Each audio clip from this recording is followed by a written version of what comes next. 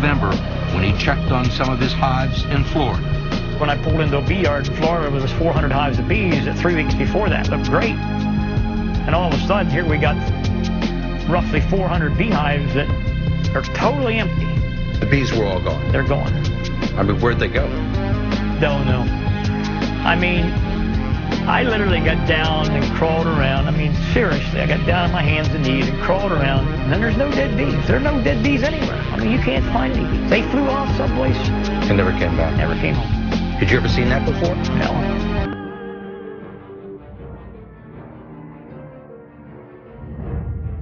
What, you're telling me that these people that dump this AIDS-tainted blood in foreign countries, who kill children, have not been taken to task in the United States? It's worse than that. The U.S. government allowed it to happen. The FDA allowed this to happen. And now the government is completely looking the other way. Thousands of innocent hemophiliacs have died from the AIDS virus. And not only they're dying, their family members are dying because they're becoming infected.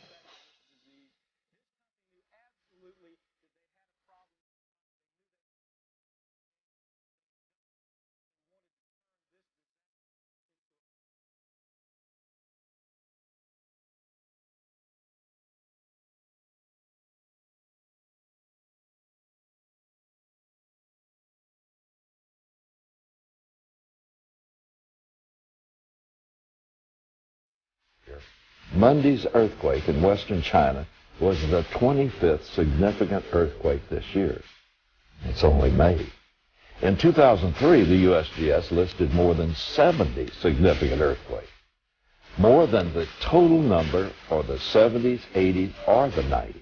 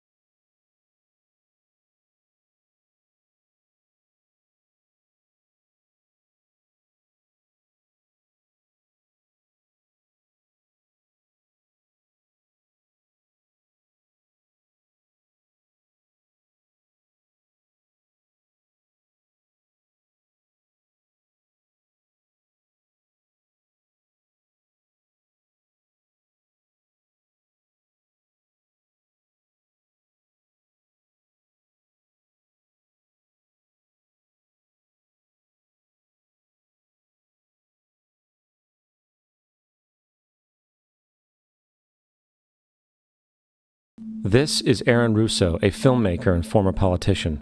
To his left is Nicholas Rockefeller of the infamous Rockefeller banking and business dynasty. After maintaining a close friendship with Nicholas Rockefeller, Aaron eventually ended the relationship, appalled by what he had learned about the Rockefellers and their ambitions. I got a call one day from an attorney woman I knew, and she said, "Would you like to meet one of the Rockefellers?" I said, "Sure, I'd love to." And we became friends, and he began to divulge a lot of things to me. So he said to me one night, he said that there's going to be an event there, and out of that event, you're going to see we're going to go into Afghanistan, so we can run pipelines from the Caspian Sea. We're going to go into Iraq to take the oil and establish a base in the Middle East, and we're going to go into Venezuela and try and get rid of Chavez.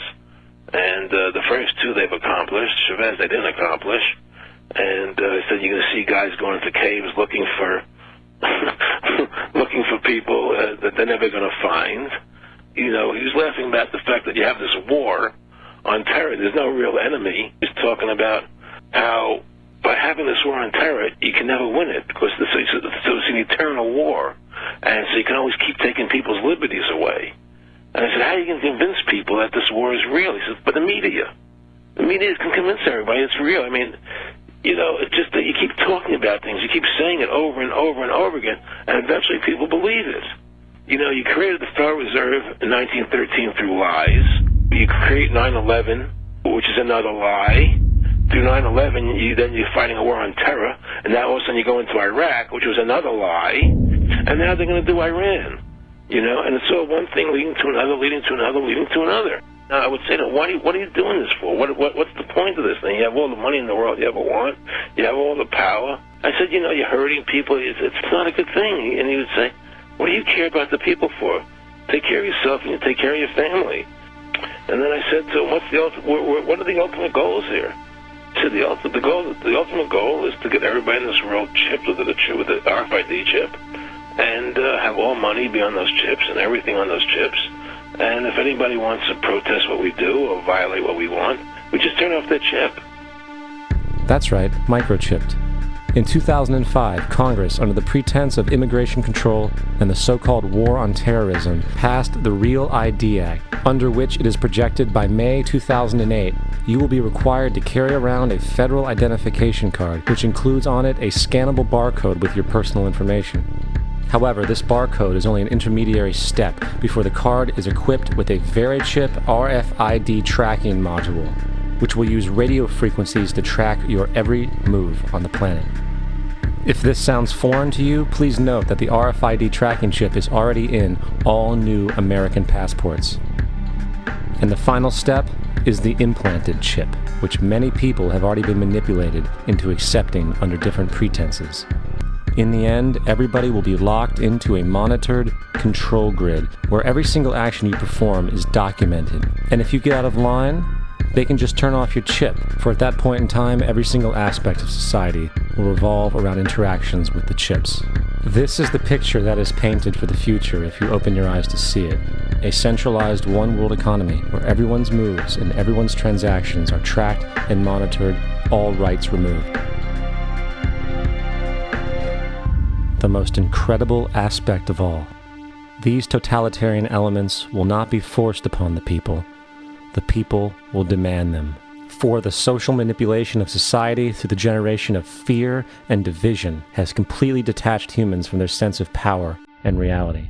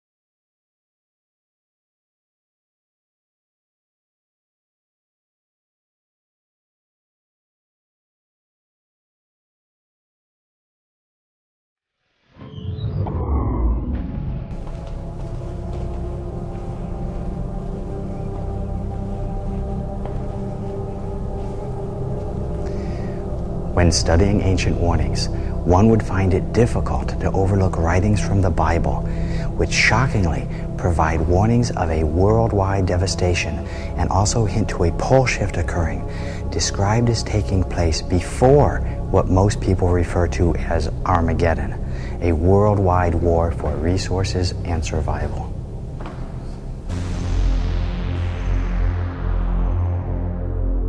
There was a great earthquake, and the sun became black, and the moon became as blood. Every mountain and island were moved out of their places, and there were voices and thunderings and lightnings. There followed hail and fire mingled with blood, and they were cast upon the earth. And the third part of trees was burnt up, and all green grass was burnt up. And the third part of the creatures which were in the sea and had life died. There should no flesh be saved, but for the elect's sake, those days shall be shortened. This phenomenon is called pole shift, in which the entire mantle of the Earth would shift in a matter of days, perhaps hours, changing the position of the North and South Pole, causing worldwide disaster. Earthquakes would rock every continent. Massive tsunamis would inundate coastal cities. It would be the ultimate planetary catastrophe. As unlikely as this theory seems, it is backed by science. Albert Einstein first suggested it in 1955, and a new study from Princeton University reveals that the poles have shifted before. The North Pole rested in the middle of the Pacific, placing Alaska at the equator. Even if this pole shift took place slowly over years, it would result in global climate change and shifting sea levels. If it took place rapidly, it would mean planet-wide disaster and mass extinction of species.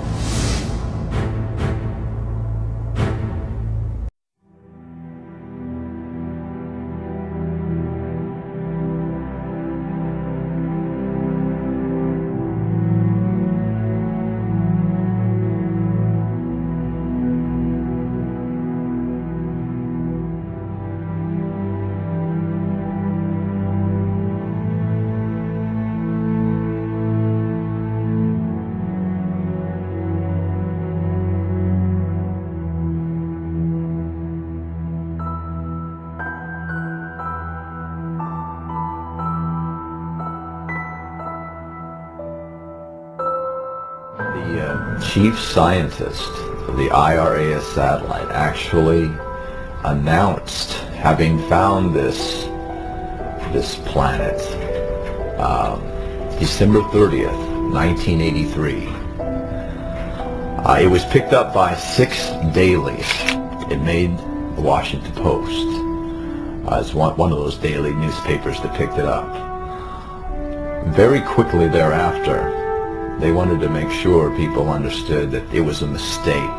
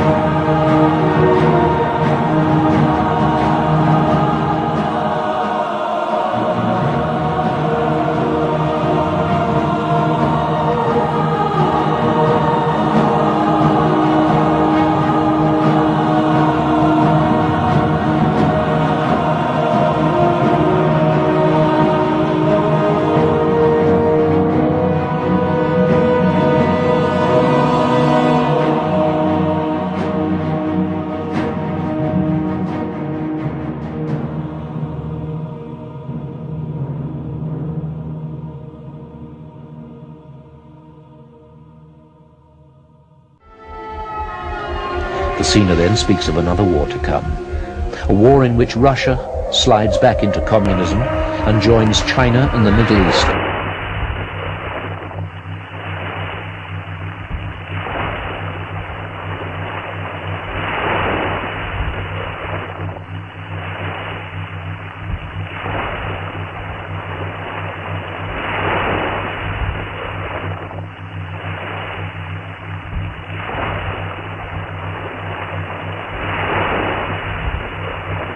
Russia slides back into communism and joins China and the Middle East to fight against America and Germany. The war is won by the West, with Germany becoming the leading economic nation on earth. England is all but destroyed in this final war. I see a great war, fast and furious. It will be fought mostly from the skies. I see weapons that we have not even dreamt of. Germs that cause sickness and electric rays that devastate the earth. Russia is creating a new USSR, and that the Americans have not abandoned their Star Wars program.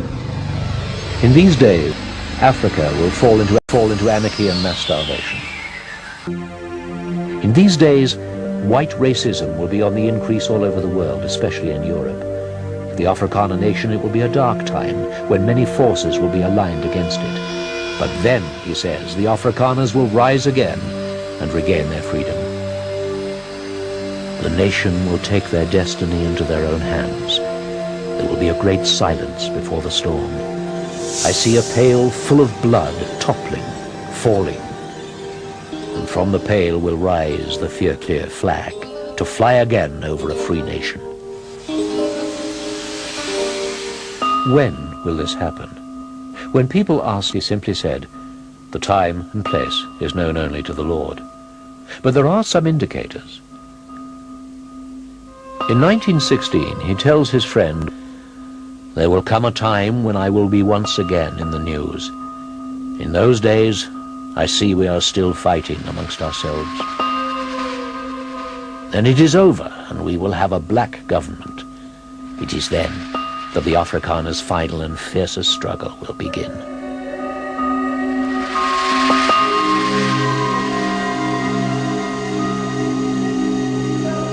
And then he said something strange. This will come to pass when the ice starts melting.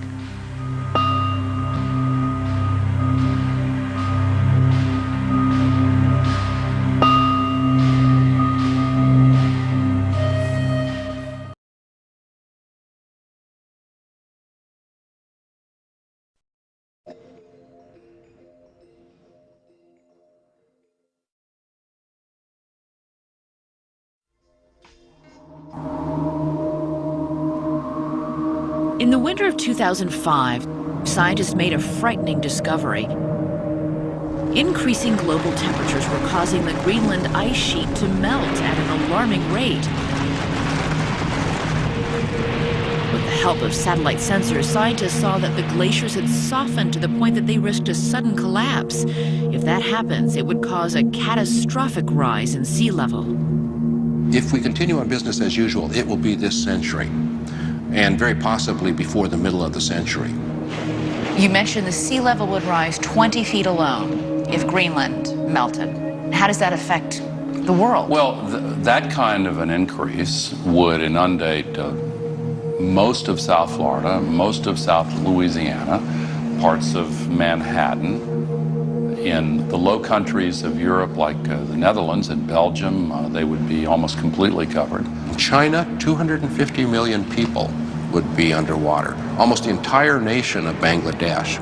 It's even been speculated that if the sea level rise occurred fast enough, some major cities might have to be abandoned, like for instance London, because it's too complex and too expensive to build the seawalls as high as are necessary. Are you going to build a wall 25 meters high around Florida? I don't think so. You're talking about hundreds of millions of refugees. I mean, that's That's huge. I mean, I think it's impossible to imagine a strain It is. on the system quite that big. It really is. We have seen what happened when 100,000 people were displaced from New Orleans and the Gulf Coast communities. And it's difficult to imagine a couple of 100 million.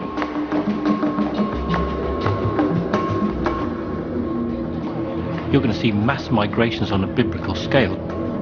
Obviously, the movement of people into new areas and the social ramifications of that are going to cause real problems.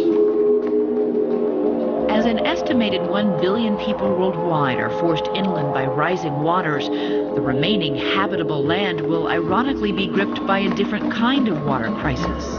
In the West, 75% of the water comes from snowpack. We're going to lose that snowpack. We've built up cities, huge cities, that depend totally on that water. With the planet's fresh water in short supply, it would become increasingly difficult to grow crops, setting off a worldwide food shortage, igniting a new set of crises. The United Nations identifies something like 150 flashpoints where wars may be fought over water. War, famine, and drought, coupled with an unstable climate system, could push the death toll into the billions. This is a level of disaster that the world has never seen.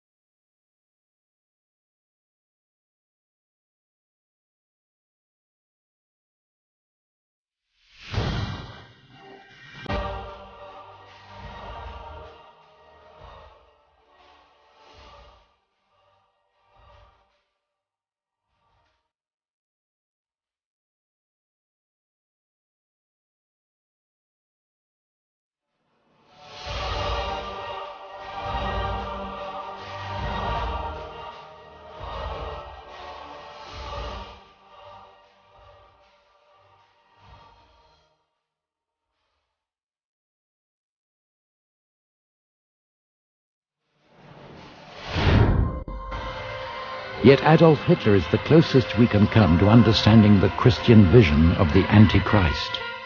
Like Hitler, he will mesmerize the masses so that he can enslave them.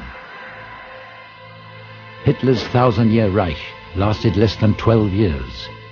During those years, however, the control that Hitler exercised over peoples and nations was awesome. Yet by today's standards, the tools that he had with which to control them were primitive. There were no electronics as we know them.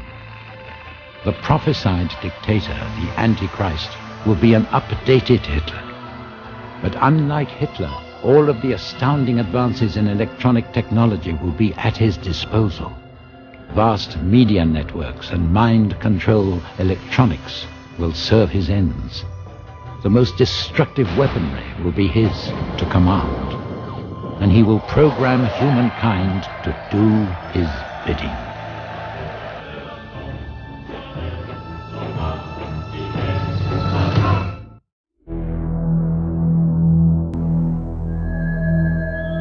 In Revelation chapter 13, we read, "He causes all, both small and great, rich and poor, free and slave, to receive a mark on their right hand or on their foreheads, and that no one may buy or sell except one who has the mark or the name of the beast or the number of his name."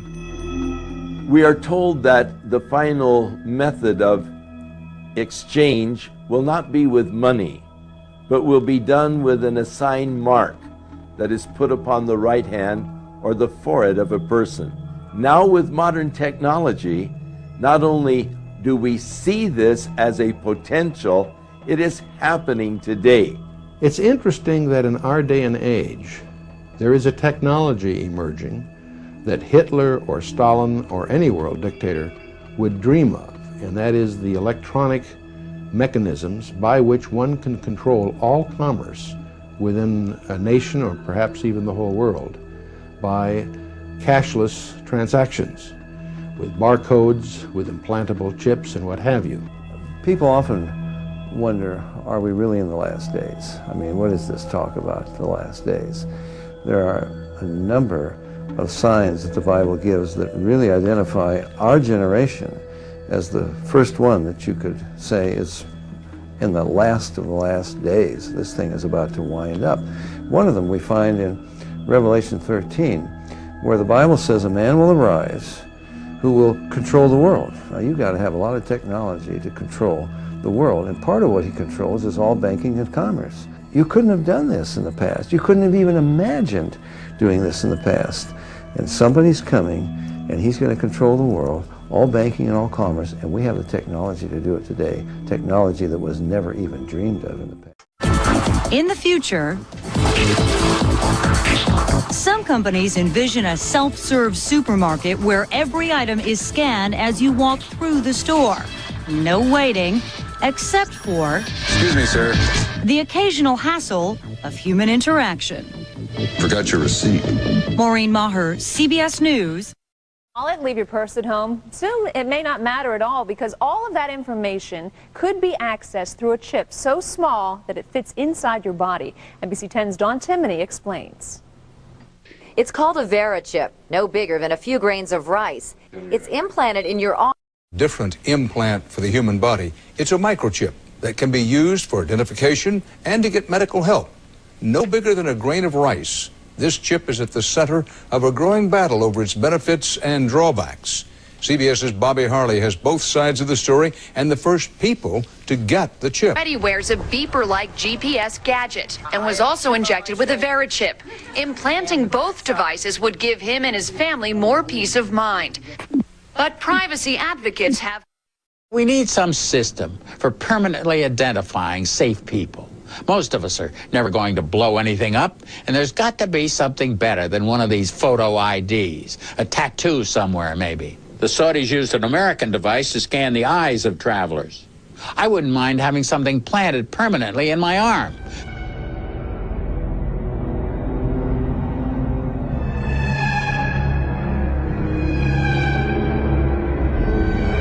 Everybody being chipped, all your money in those chips, and they control the chips, and they control people, and you become a slave, you become a serf to these people. That's their goal, that's their intention. How do I put it? It was like, what do you care about them? What do you care about those people?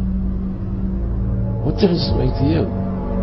Take care of your own life. Do the best you can for you and your family. What do the rest of the people mean to you? They don't mean anything to you. They're just serfs. They're just people. You know, it was just a lack of caring. You know, and that's just not who I was. It was just sort of like cold. You know, it was just like cold. You know, and I used to say to him, what's the point of all this? You have all the money in the world you need. You have all the power you need. What's the point? You know, what's the end goal? And he said the end goal is to get everybody chipped, to control the whole society. I'm not talking really about backwards masking, I'm talking really about backwards messages. In fact, one way to do it, which wouldn't require demons or higher intelligences to intercede, would be just to take straight words, take 7 or 8 words in a song, and reverse them. And then when you played it backwards, you would hear those words. But when you heard it forwards, what would you hear? You'd hear something backwards. It wouldn't make sense. So when people talk about how backwards masking is done in the studio, yeah, that kind of backwards masking is done in the studio. No problem. That's not what we're talking about. We're talking about when you hear music and lyrics forward, and then you hear those same lyrics backwards, and it's a message forward, And those same words are a message backwards. Okay? And we're not talking about one or two words. We're not talking about something like the cat and playing it backwards and trying to get something like tack backwards and something out of the. We're talking about sometimes over 15 words straight. We're talking on Stairway to Heaven right around 30 words. Okay? And we're not only talking about that, we're talking about a song that wasn't engineered to be heard backwards, but came right from the spirit world automatically. Okay? And then we're talking about if you wanted to make lyrics backwards on a song, you're going to mess up that song forward pretty bad, right? Well, Stairway to Heaven is the most popular song in rock and roll. So this destroys any kind of argument that comes against it. And what destroys it more is the lyric forward often has everything to do with the lyric backwards. And to take it even further, you can hear a lot of these same things on live albums backwards. Because it's the demonic spirits using these human beings. Do you understand that? So let's listen to it. Remember, first of all, that they were invoking Satan, that they got it from Satan, and listen to what you hear backwards. Forward. Your stairway lies on the whispering wind. Forward it says, and your stairway lies on the whispering wind. Backwards it says, because I live with Satan. Listen carefully.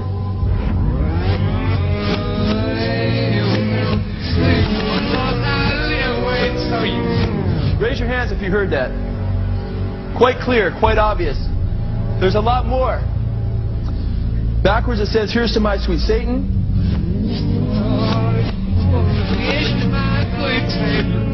Did you hear that? Listen carefully. It says, I want to live it backwards like the Zep, whose power is Satan.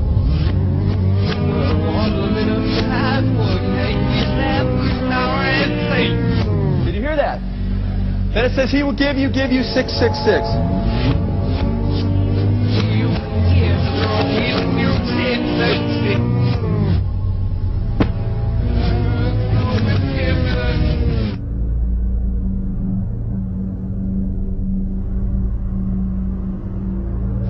Was that I got 7 years in which the devil would give me anything I wanted. He'd given me wine, women, song, dope, power, you name it, I'd have it. Then at the end of those 7 years, he got to kill me and take me to hell. What a deal. Anybody want to sign up? Yeah, you see, you got to understand something.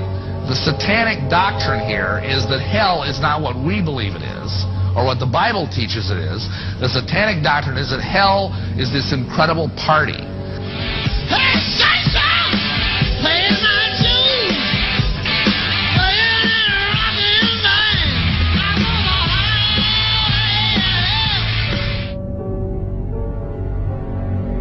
Jim Morrison, too, was into Aleister Crowley.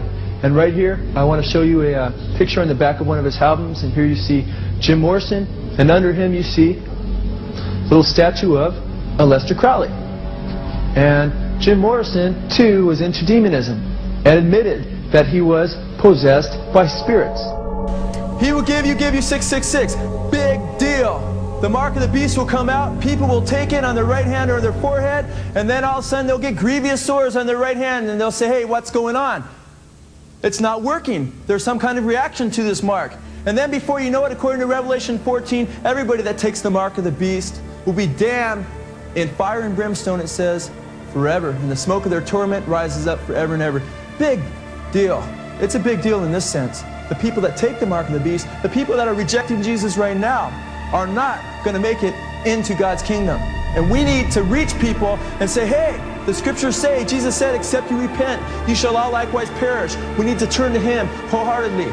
Where are you turning at this time? Who are you following? Not to follow Jesus is to follow Satan according to the Word of God. And here's a group of neurons right here. And at the University of Southern California, Theodore Berger has shown that brain cells called neurons can grow onto microchips and communicate with them. The capability exists for building computer chips that act just like nerve cells, and we're developing the capability for interfacing those computer chips with the brain. And Ray Kurzweil sees a day when microscopic computers will make all kinds of learning as easy as downloading. You would be able to do things that you wouldn't otherwise be able to do. Is it possible that you could download information into one of these chips?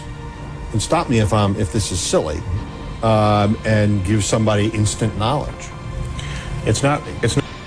In the 1960s, Professor Jose Delgado took a normally hostile bull and implanted electrodes into its brain, electrodes that could be activated by a radio transmitter.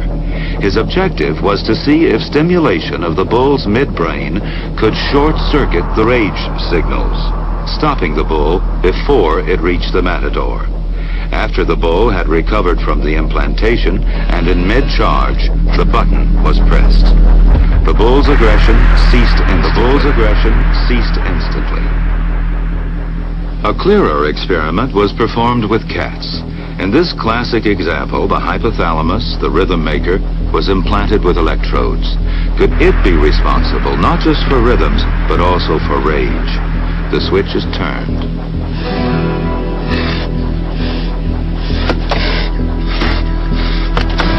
Then the switch is turned off.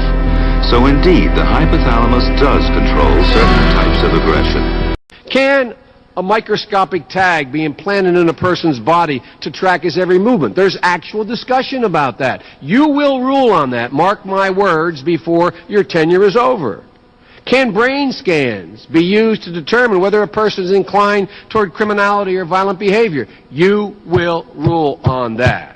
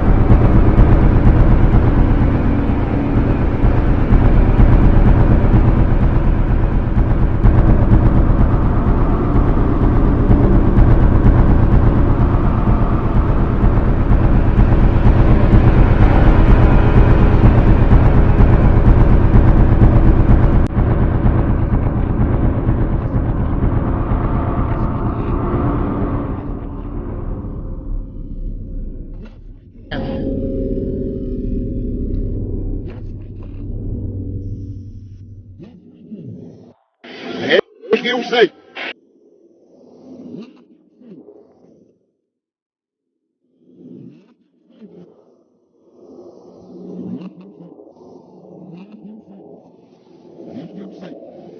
Eu sei.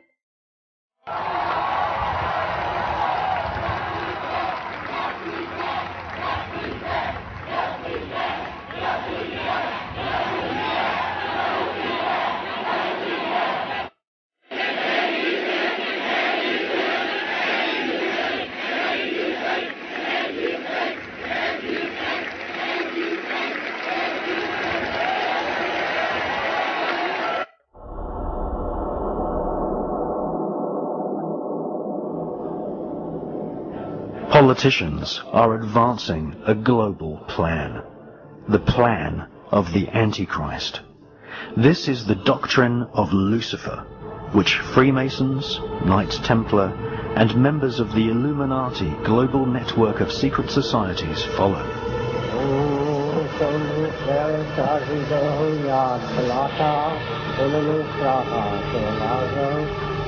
Their goal is the total spiritual and ecological destruction of the world.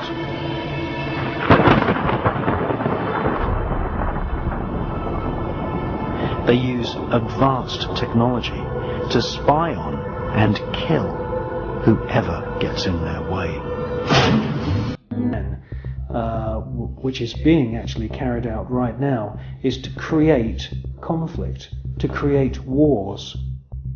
And through the creation of wars, several things happen. First of all, the companies which manufacture the missiles, the guns, the bullets, the uniforms, and all of the paraphernalia to do with warfare, all make huge profits. Secondly, there is a culling of the male population. Since the 1950s, we've had several reports from think tanks that feed information into the European Union, the British government, also the American government, which are recommending depopulation. And there is several plans which we believe have been put in motion right now. And obviously war is one way of depopulating the planet.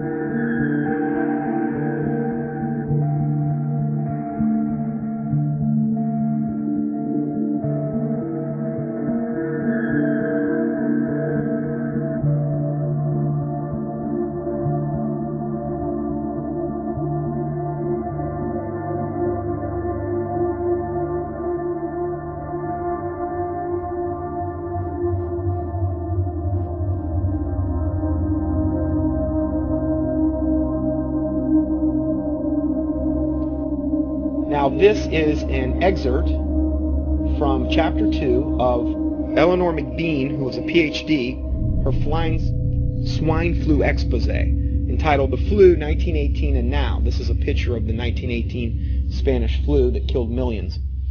She says in this excerpt, I was an on-the-spot observer of the 1918 influenza epidemic. All the doctors and people who were living at the time of the 1918 Spanish influenza epidemic said it was the most terrible disease the world had ever had. Strong men, hale and hearty one day, would be dead the next. The disease had the characteristics of the Black Death, added to typhoid, diphtheria, pneumonia, smallpox, paralysis, and all the other diseases the people had been vaccinated with immediately following World War I. Practically the entire population had been injected or seeded with a dozen or more diseases or toxic serums. When all those doctor-made diseases started breaking out, all at once it was tragic. She goes on to say, that pandemic dragged on for 2 years, kept alive with the addition of more poison drugs administered by the doctors who tried to suppress the symptoms. As far as I could find out, the flu only hit the vaccinated. Those who had refused the shots escaped the flu. My family had refused all the vaccinations, so we remained well all the time. So the rest is history. 50 million people died worldwide, and that's probably a very conservative estimate. So the evidence strongly suggests the Spanish flu of 19 was actually created and then spread through vaccinations. But the panic-stricken public demanded a vaccination, not realizing that that was the way in which the disease was spreading. Will history repeat itself?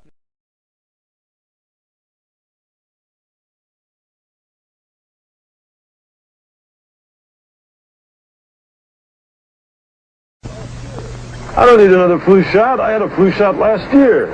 A swine flu epidemic may be coming. Swine flu shot? Well, I don't know. I've been thinking about it. It could make you very sick. Swine flu? Man, I'm too fast today to catch me. You'll want to be protected. I'm the healthiest 55-year-old you ever seen. Hey, I play golf every weekend. Get a shot of protection. The swine flu shot. The Book of Revelation warns of an age of destruction, where planet Earth will be writhing in pain like a mother giving birth.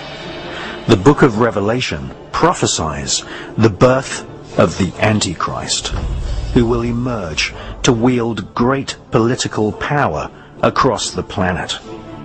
The plan of the Antichrist is very simple: famine, plague, war, total annihilation of all living creatures. This will be done, apparently, by mass killings of children around the world.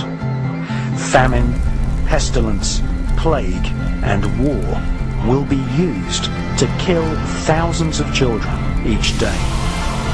In actual fact, before our very eyes, every day 26,000 children die from starvation and preventable diseases such as the common cold.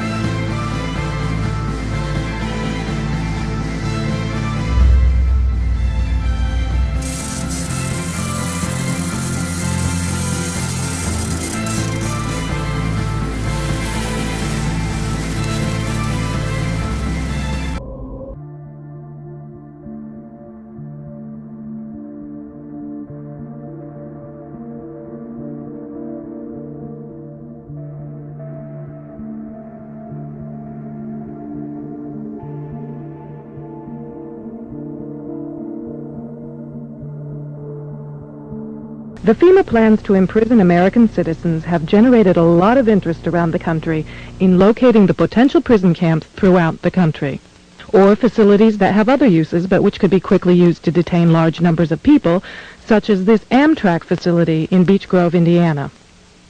All of these apparent security measures are particularly unusual here, because this is a very low crime area, and this facility is nothing but an old train repair station with nothing in it worth stealing. In this portion of the parking lot is a brick building, suitable for processing, next to a gate that leads right out to the railroad tracks, and all of this is contained inside a fully fenced area, now 3 layers deep in fencing at this point. This U.S. Air Force train indicates federal and military involvement. Facing the opposite direction, you can see that this area, too, is a very large fenced area with railroad track running the length of the fence and plenty of warehouses. This small building is the only way into a particular fenced area.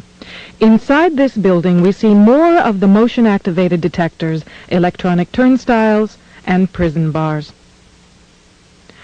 Outside this building is fencing and a cattle run section of fence, all topped by barbed wire, pointing inward, not to keep people out, but to keep people in. On the other side of the building, you'll see signs that say Red Zone, right up next to the railroad tracks that run the length of the fenced area.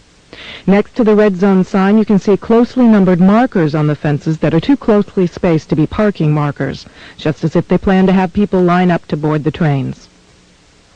Looking around, you can get an idea of how huge this place is and how many people it could contain in its fenced-in area. In yet another fenced area, we see a large warehouse building at the end, with the electronic turnstiles in front of it. The building is one that has a new concrete floor, and its doors and windows have all been blocked. Outside, there are new gas pipes.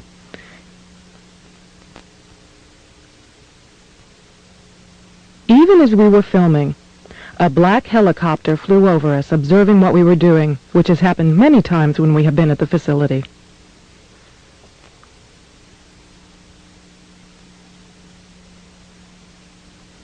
The gas lines and gas pipes at the facility run the length of the buildings.